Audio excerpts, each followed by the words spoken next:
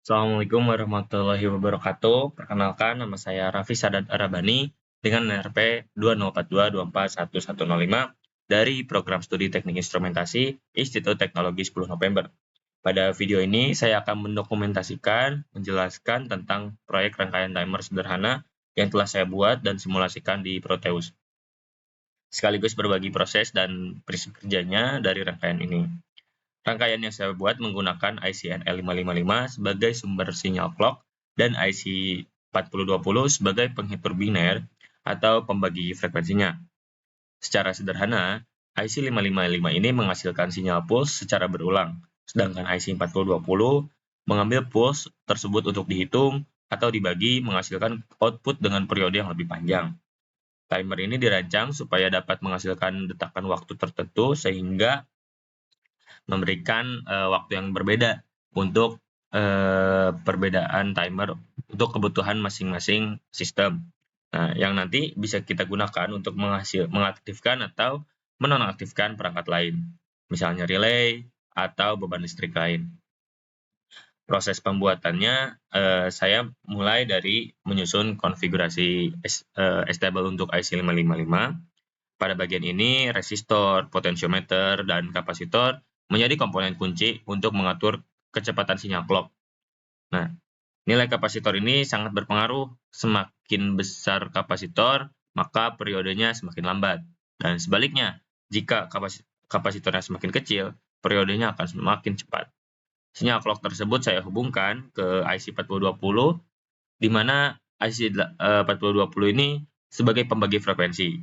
Dia akan membagi frekuensi menjadi beberapa output berbeda yang bisa dipilih sesuai kebutuhan aplikasi.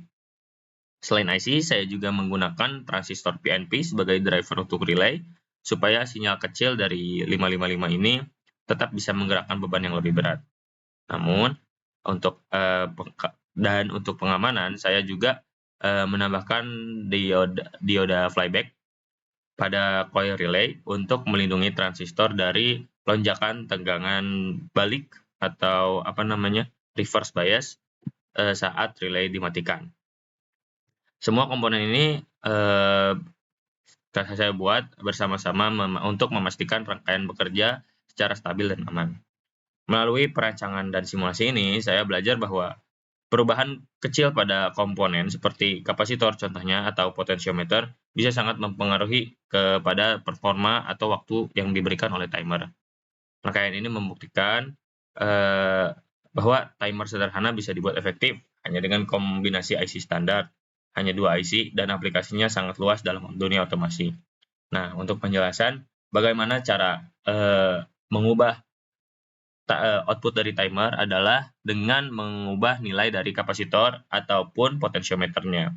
Nah, jika kapasitornya sudah disebutkan bahwa jika kapasitornya lebih kecil, maka periodenya lebih cepat. Sedangkan jika kapasitornya lebih besar, periodenya lebih lambat.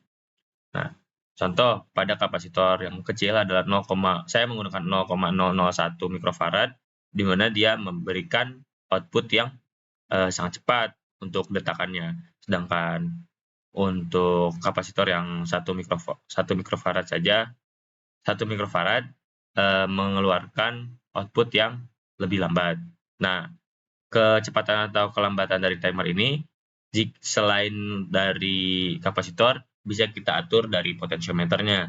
Jika potensiometernya memberikan resistansi yang lebih besar, maka dia akan lebih lambat. Dan jika memberikan resistansi yang lebih kecil, dia akan lebih cepat, sehingga kita bisa mengatur lama atau cepatnya timer melalui dua komponen ini.